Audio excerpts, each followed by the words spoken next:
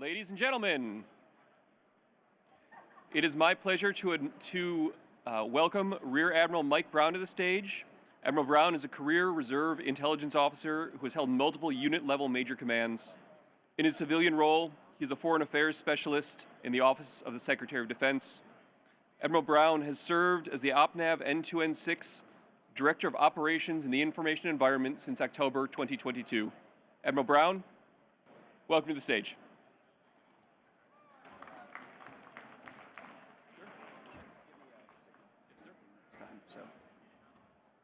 Some of you may have, I was just in a conversation about walk-up songs, and some of you may have heard this morning Admiral Mike Brooks. He was lamenting that we don't have them here in the IW Pavilion, and I'm actually glad we don't, because I have an abiding fear that somebody's going to play a trick on me, and for my walk-up song, they're going to play Loser by Beck or Free Falling by Tom Petty. So I just don't want that to happen. So I'm the 8th speaker here at the Pavilion over 2 days, and instead of feeling that I don't have a lot of extra to add after you've heard from superstars like Carl Thomas, Clapperton, and Mike Vernaza, I'd prefer to think, wow, look who I've had for my opening acts. I'm here to talk about Navy Operations in the Information Environment, or OIE. Remember those three letters, OIE. I want to help you understand the cognitive threat environment in which the Navy operates, how we're adapting to it, and how we intend to integrate OIE into Navy's high-end warfighting concepts. A little bit of background. In 2022, then Deputy Chief of Naval Operations for Information Warfare, Vice Admiral Jeff Trussler, who's sitting right here in the front row, he gave me very specific and clear guidance. He said to me, Mike, OIE is giving me a headache, and I don't know why. So I need you to come back to me and tell me, why is this important to me? Why is this important to information warfare, and what are we going to do about it? And my response was, Admiral, you've picked a uniquely unqualified person to do that for you, but yes, sir. So I saluted and I moved out, and here we are 2.5 years later, and I think I've got a really good story to tell you. So other Navy senior leaders here at West, they've spoken kind of around this topic, and I hope that you will see that there's a flow and linkage for OIE to their many different presentations. Admiral Kaler spoke about deception and how it's an essential capability in our maritime operations centers. Vice Admiral Thomas mentioned the People's Republic of China's application of asymmetric warfare. Vice Admiral Vernaza highlighted Navy information warfare capabilities in the cognitive space, and Rear Admiral Nick Homan from FIWC-PAC, Fleet Information Warfare Command Pacific, spoke bluntly about the intense influence activities of the People's Republic of China, their use of lies, half-truths, and propaganda as a matter of course. And Nick also used one of my bingo terms, cognitive effects, and I'll explore that as I go through my remarks. So at the risk of being slightly repetitive, here goes. Everyone here knows well that America's strategic competitors, namely the PRC and Russia, use propaganda, misinformation, and disinformation against their own people and against our allies and partners. You also know that these same competitors view our country's constitutional freedoms, our rule of law, and our open dialogue as vulnerabilities to exploit. They employ the broadest possible tactics for influence and information operations against the United States, and there's a large body of evidence. For example, China and Russia use state-controlled or sympathetic media outlets to shape global narratives in their favor. They use traditional media, but they also use online platforms, social media, troll farms, and bot armies to spread false and confusing information and to undermine critical coverage and opinions within the United States and to promote their viewpoints. They leverage real-world events to present their repressive governments and their odious international actions in a positive light, and to portray the United States as a nefarious actor and source of all that is bad in the world. Think back to the early days of the coronavirus pandemic when China actively promoted the narrative that the United States was the source of the virus. The same strategic competitors leverage misinformation and disinformation in democratic systems and between allies. Social media platforms are a favorite method for them to spread coordinated fake news stories, conspiracy theories, and fabricated narratives. Think about the many Russia and China-linked accounts that seek to foment division within the American political landscape. What receives less attention and what really interests me is the military activities of our adversaries in this domain. The United States Navy, with its global presence and power projection capabilities, is a particularly favorite target. Our service is subject to systematic, ruthless, and sophisticated influence campaigns to undermine our credibility, sow doubt among our allies and partners about Navy staying power, and demoralize our sailors. Many of you will recall the Nord Stream pipeline explosion in 2022. Almost immediately, Russia launched a disinformation campaign to blame the United States Navy for it, using publicly available information to show the tracks, real tracks of U.S. Navy ships and aircraft in the Baltic Sea during a recently concluded maritime exercise. The Russian narrative made it all the way to the United Nations Security Council before the United States was able to expose it as a lie. A well-worn PRC narrative for U.S. Navy freedom of navigation operations in the Western Pacific and South China Seas is to tie them to Imperial Japanese wars of conquest in the 1930s and 1940s. They portray U.S. Navy actions as provocative and destabilizing, with the obvious purpose of negatively influencing the many U.S. security partners in the region. In addition to these influence campaigns during strategic competition, China and Russia view cognitive warfare as central and necessary component of their warfighting concepts. Various DoD publications and academic studies highlight the PRC's warfighting objective of mind dominance. Mind dominance is their term. For them, the cognitive domain is a primary operational domain on par with air, land, sea, and space. Through the cognitive domain, they attack adversary attitudes, beliefs, and behaviors that drive wartime decision-making.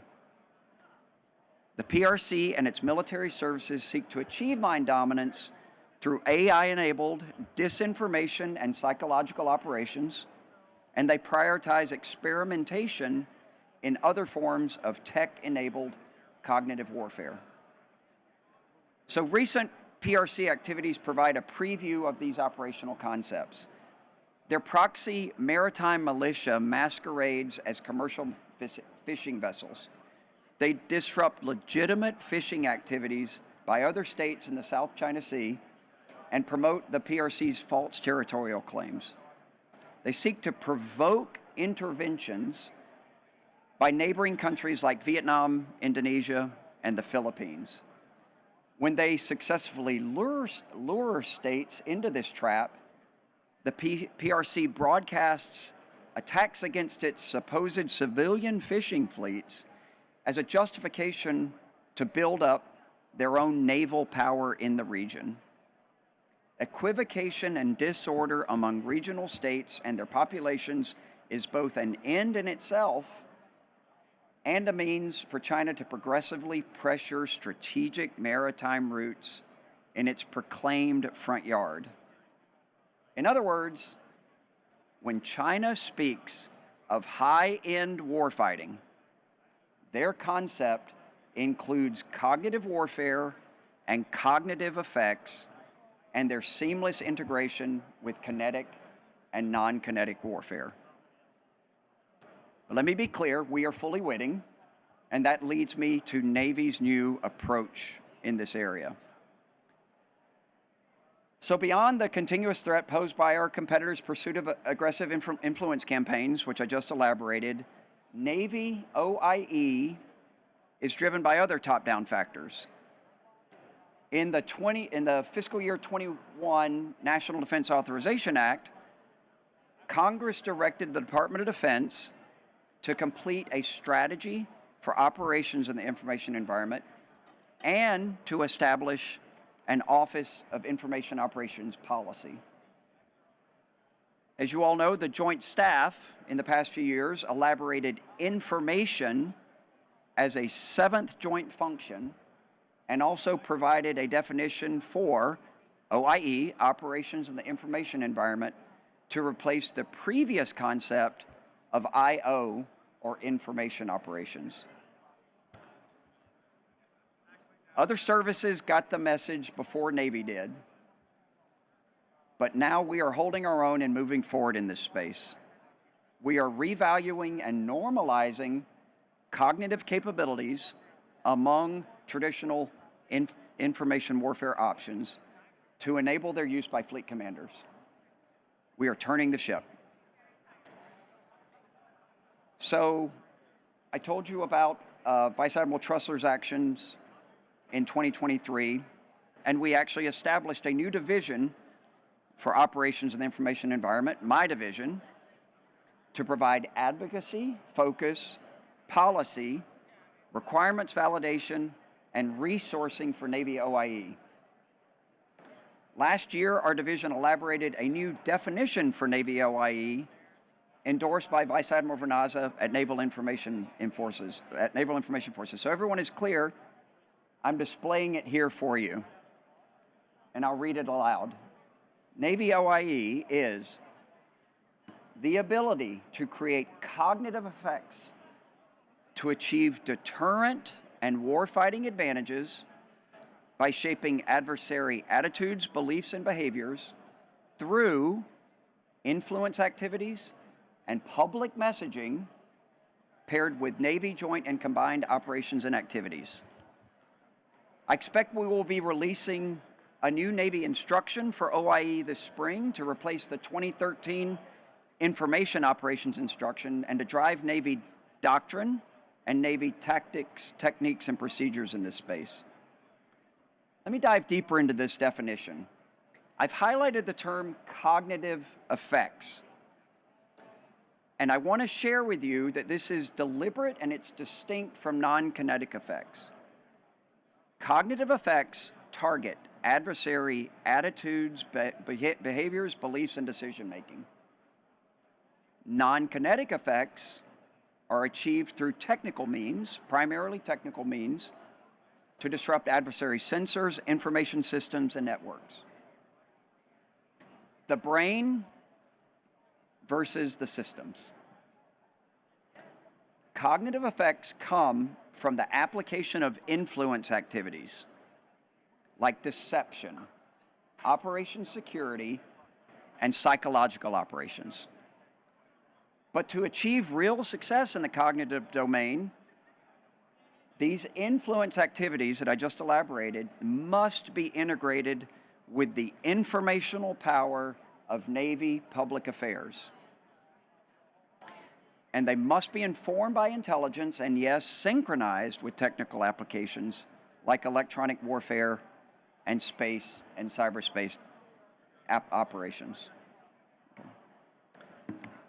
So a few more relevant points about this definition and our OIE concept. OIE expands a commander's information maneuver, especially at the operational level of war, by controlling what strategic competitors learn from us and shaping their view of our warfighting capabilities. As you've heard from other presenters here at West, the Navy intends to fight from the MOC, our fleet-level maritime operations centers. And MOCs are the proper platforms, at least initially, for integrating influence activities with physical actions, non-kinetic effects, and public messaging. The operations security, or OPSEC component of OIE is an area where Navy, like all services, needs a renewed focus. We know that strategic competitors use multiple open source means to obtain sensitive but unclassified Navy information through social media, publications, and Navy and contractor websites. So OPSEC is an imperative from the strategic level down to the individual sailor. Finally, there is clearly an allied and partner component of OIE. Our competitors expect the United States to expose their bad behavior, so activities and statements by neighborhood partners often have more profound impact. The Philippines Coast Guard has brilliantly employed recorded video and steadfast, consistent public messaging to expose bad behavior by the Chinese Navy in the South China Sea. As a result, public opinion in that country has swung heavily against the People's Republic of China and heavily in favor of the United States as the security partner of choice. So, given the broad challenge and the Navy OIE framework I've presented, how does Navy information warfare intend to start moving the needle on OIE? First, as I've mentioned, we're turning the OIE definition into policy and guidance through a new Navy instruction, which will lead to doctrine and TTPs for operational commanders. We'll also integrate OIE and public messaging into large-scale Exercise 25 and other regional and global exercises that are centered on the Maritime Operations Center. We're focused on building a cadre of maritime-savvy OIE planners, initially for the MOCs and later for other fleet and strategic level commands. They will have specific training on influence activities, like I said, psychological operations, operation security, deception. And they'll learn how to collaborate with public affairs professionals and non-kinetic effects planners. We also have to establish, and we're looking at establishing a training pipeline with adequate throughput for increased OIE planning. And we must equip these planners with intelligence-level decision tools that complement traditional intelligence capabilities and that use AI and other technology to scour open source foreign language resources. These tools can provide indication and warning for incoming foreign malign information attacks. They can aid in OIE planning efforts and provide assessments on the impact of Navy's cognitive fires.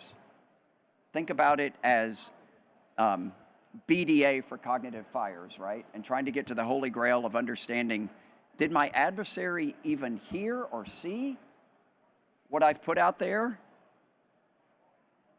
And by looking at sentiment analysis, is my message having the impact that I want it to have? Finally, we're looking to elevate OPSEC, Operation Security, as a high-impact capability to safeguard Navy's vital information. Rather than treat OPSEC as mainly an annual training requirement, and I'm guessing that anybody in uniform here or previously in uniform, when you've thought about OPSEC, it's probably as that damn GMT requirement that we got to complete each year, right? I'm trying to change that.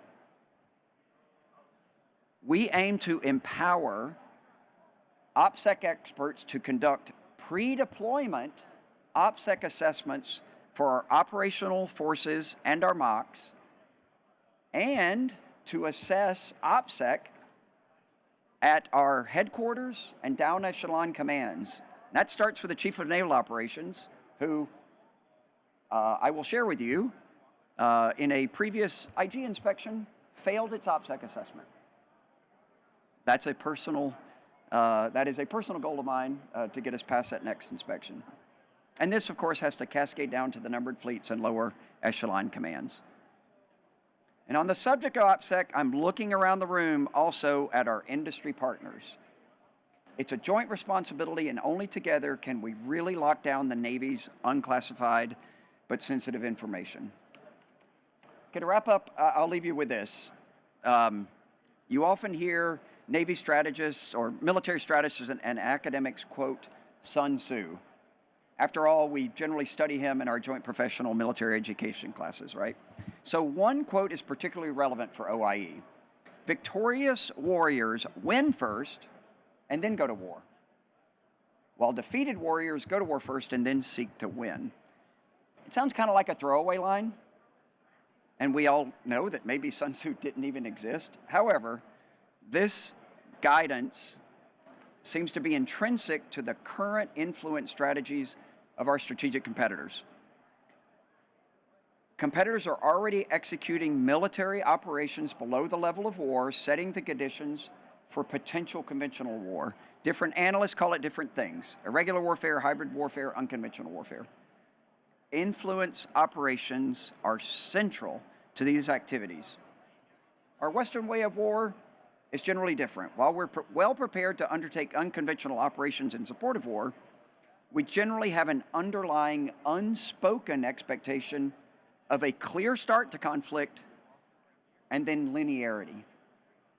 It would be foolish to attribute our same gameplay expectations to the PRC and to Russia, and it would be wise to learn their rules and apply them to our way of war. So, OIE, Navy, Operations of the Information Environment, are a new game, and the U.S. Navy must be a healthy, agile, strong, and forward-leaning player, and that's where we're really trying to take them. I'll turn to questions now. I anticipate what a few of them will be, so I look forward to our further discussion. So please step up to the microphones.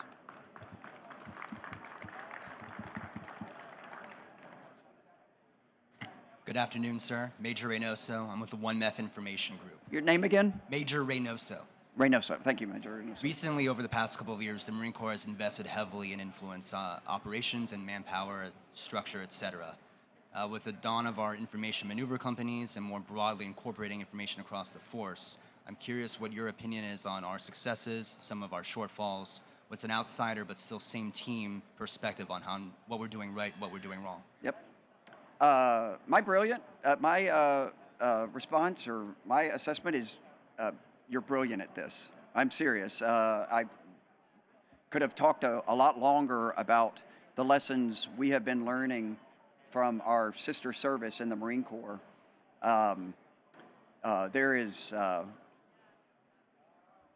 You have the advantage as a service of being smaller and much more flexible, right? And as a primarily ground-focused service component, you also have long studied and applied psychological operations, civil affairs type operations, right, in the places where you are, right? I've been charged with, and I am pursuing naval solutions, right? Navy Marine Corps solutions. I am often talking to my counterparts at the Marine Corps headquarters. I think that there are incredible synergies to be found, and frankly, I think some of the where we're going on our Navy approach, in certain cases, it's not just that we may cut and paste what the Marine Corps has done, but why would I need to do that when I may be able to get Marines to come do that for me, right? You have good schools that we could use, and because we're already putting Marines through certain Navy schools in this area, like Deception, for example, you all have great PSYOPs. PSYOPs and other types of courses that we really could build on as well. So I think you're doing a great job. I think we've got a lot to learn. More importantly, I think we've got some really efficient and cost-saving ways to collaborate to get us to success sooner. Good question. Thank you. Hi, sir. First, thank you so much for this talk. I actually learned a lot. I thought it was really educational. So I'm Lynn Piaskowski from the Johns Hopkins University Applied Physics Lab. And Hi, I was Lynn. wondering if you could talk a little bit, so sort of juxtaposed with what you were speaking about as far as OPSEC and sort of changing our adversaries' perception of reality is a different but parallel challenge where we all need to know what reality is, right? And be able to share information with each other. And that's a challenge already with classification boundaries and things. So how do we best navigate controlling what our adversaries know about us or don't know about us, while also making sure we're all working collaboratively and sharing information and we know what reality truly is? Right. So thank you. I appreciate that. In terms of locking down Navy's vital information, of course, adversaries use sophisticated intelligence methods, right? I mean, it's the nature of warfare, the nature of statecraft. We know that. I've seen statistics also, something along the lines of 80% of the vital technological information that the PRC has gleaned from us and our allies that have helped them leap generations of technology comes from open sources, right? Or getting behind, maybe not, it's not open sources that it's publicly available, but it resides on systems that might be unclassified but unprotected systems. Does that make sense? So it might not be out there in the public domain, but we haven't done a great job of locking it down. I'm trying to create an OPSEC culture, both in the Navy and with our industry partners, where we change that, right? We just assume that anything that's out there in the public domain is being collected, is being analyzed, is being put out there, and is being exploited and used to our detriment. I mean, we're trying to create that, right? Not a culture of fear, but a culture of awareness, right? If you're told that what you're saying is actually going to be heard and listened to and collected on and reported on by an adversary, it makes you think, right? It doesn't make you fearful, it just makes you be a little more circumspect. I'm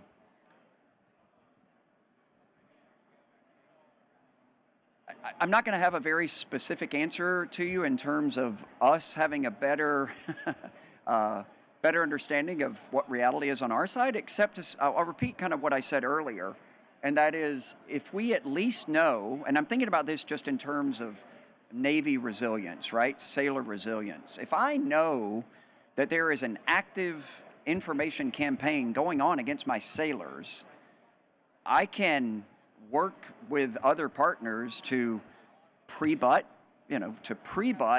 those incoming questions or the malign influence that's going to be pushed our way, and I can apply good OPSEC and sailor resilience methods in the fleets to make sure that they understand at least what's happening and understand what we're doing to counter that, right? So, thank you.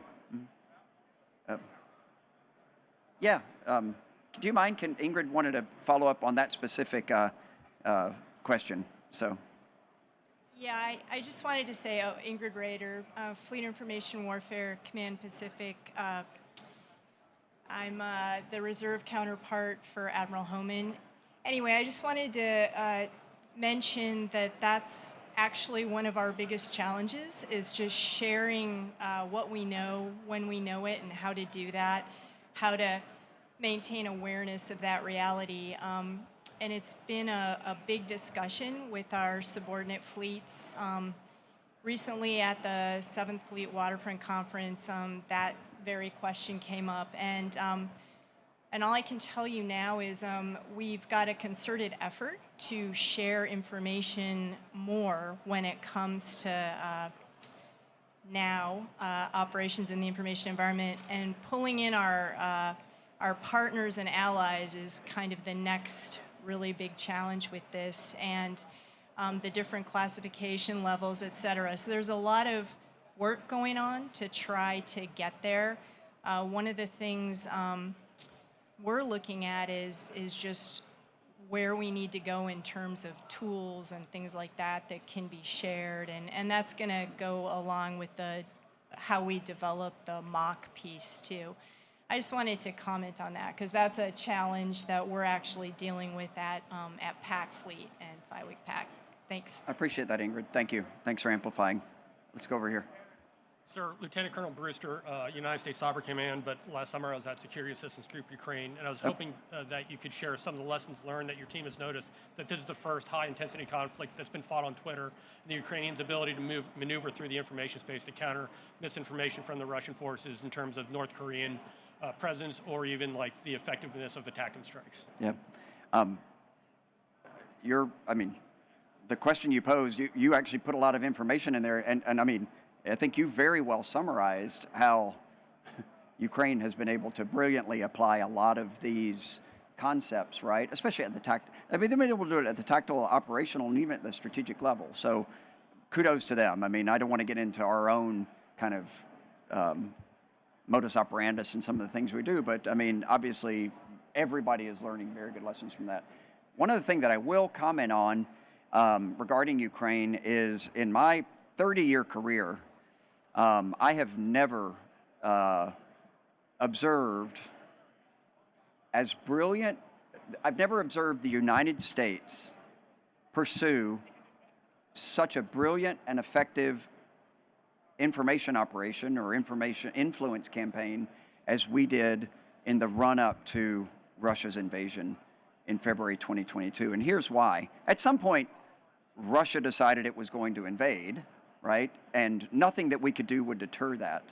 But the very smart way that our government declassified sensitive information, right? We declassified sensitive information. We told allies and partners, specifically European allies, many of which had still very close relationships with Russia, political relationships, especially economic relationships. They may have doubted that some of our own, some of what we were saying about Russia's intentions, maybe doubting that. Through that smart declassification, by making Russia, they actually fell into our own trap. We predicted they would do something, and they did it, right? And that brought the United States such an immense amount of credibility. Like, we predicted bad behavior, and then they pursued that bad behavior, and that brought us a lot of credibility, which in turn cemented the NATO alliance like it was never cemented, right? And other partners too, right? In terms of what they did to take action against the Russians because of the way we credibly portrayed what they were going to do, and they did it. So that to me is a macro lesson in terms of how we can use the power of information warfare and influence operations and public messaging to continuously expose bad behavior by the Russians, by the PRC, to help show us as a security partner of choice, and to help remind our allies, the power we have and the staying power we have. Thank you. Yes, ma'am. Hi, I'm Mallory Shelbourne with USNI News. You talked about OPSEC, and you also talked about the public affairs strategy that the Philippines has been using to counter Chinese aggression. As a reporter, I obviously deal with the OPSEC issue a lot, so I'm curious. An example that comes to mind is the Navy classified its next generation air dominance budget spend for several budget cycles. So my question is, how do you balance the need for OPSEC with also the fact that you have a civilian-controlled military and the right of Congress and the public to understand how you're doing things like spending money? Thank you. Is it Mallory? Yes. I apologize. Thanks, Mallory. So, I think you put your finger right on the heart of the issue of us trying to balance pursuing operations in the information environment, right, within our constitutional system, right, within our American way of doing things, right? We have to operate with a degree of openness we have to do that, right? And we do that through our budgets. We do that through our communications to the American public. And I'm not saying we have to change any of that. What I am saying is that as a military faced with the competitors that we are in the way that they do things, we do still have room for working on both sides of the equation, right? To get out the critical messages we want to get out, and to shape the way that adversaries perceive us, right? I'm not saying it's easy. It's absolutely not easy. It's a lot easier if you're Chinese or Russian, right? And you control the media, you control every narrative, right? We just do things differently in our constitutional system, and I think we do them better because we do them that way in our constitutional system, and we're much more effective, and we ultimately bring our American public along with us to do that, as opposed to forcing them to take it or leave it. So we can have another offline discussion, okay? Thanks, Mallory. Good afternoon, Admiral, Senior Chief Stack, Information Warfare Dominance Command. Hey, Senior.